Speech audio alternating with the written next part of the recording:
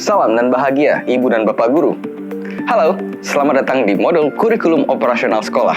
Pada materi pertama ini, kita akan belajar tentang cara merumuskan visi misi sekolah.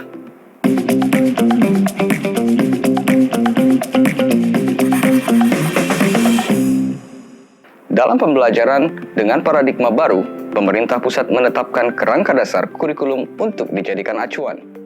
Berdasarkan kerangka tersebut, sekolah mempunyai kewenangan untuk merumuskan kurikulum operasional di tingkat satuan pendidikan yang diawali dengan merumuskan visi dan misi.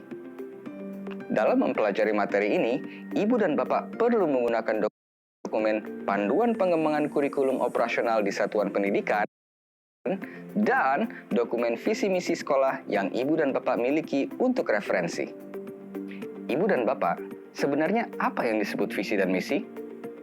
Visi adalah cita-cita bersama untuk jangka waktu tertentu yang dirumuskan berdasarkan masukan dari seluruh warga sekolah. Sedangkan misi adalah cara-cara yang dilakukan oleh sekolah dalam upaya mencapai visi tersebut. Misalnya, jika kita akan pergi berpergian, maka visi adalah tujuan yang ingin kita capai dalam rentang waktu tertentu. Sementara misi adalah cara untuk mencapai tujuan tersebut. Kurikulum operasional bersifat fleksibel dan dinamis. Artinya, satuan pendidikan dapat mengembangkan sesuai karakteristik dan kebutuhan selama selaras dengan kerangka dasar yang ditetapkan oleh pemerintah. Visi dan misi yang merupakan salah satu komponen utama dalam kurikulum operasional di satuan pendidikan menjadi acuan dalam seluruh kegiatan pembelajaran.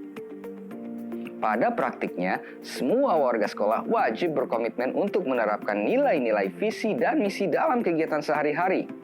Untuk itu, penyusunan visi misi ini menjadi kunci dan harus melalui tahap analisis karakteristik satuan pendidikan serta memerlukan refleksi berkala sekitar 4-5 tahun sekali untuk memastikan bahwa visi dan misi masih relevan.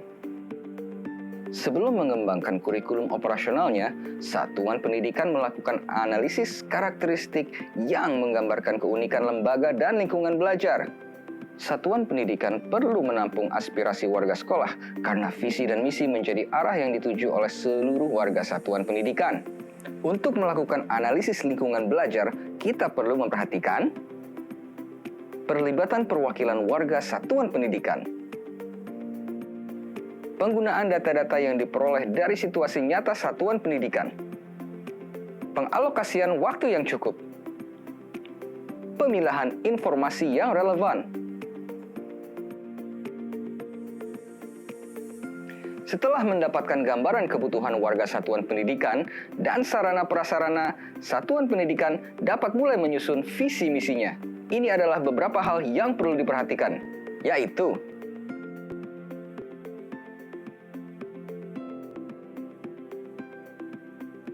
dan untuk merumuskan misi, mari kita lihat penjelasan berikut ini.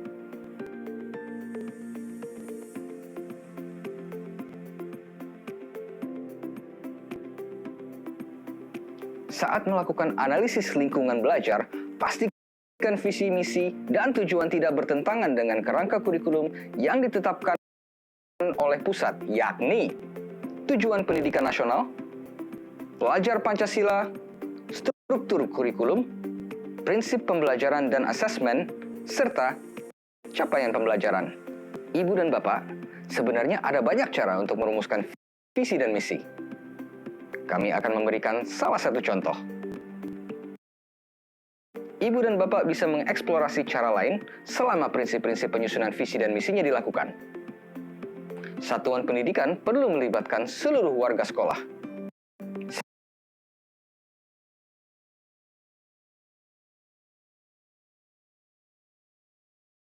1. Ajukan wawancara atau survei untuk mendapatkan informasi yang sejelas-jelasnya. Berikanlah pertanyaan untuk murid sesuai dengan tahapan perkembangan belajarnya. Lihat beberapa contoh pertanyaan dalam tabel ini.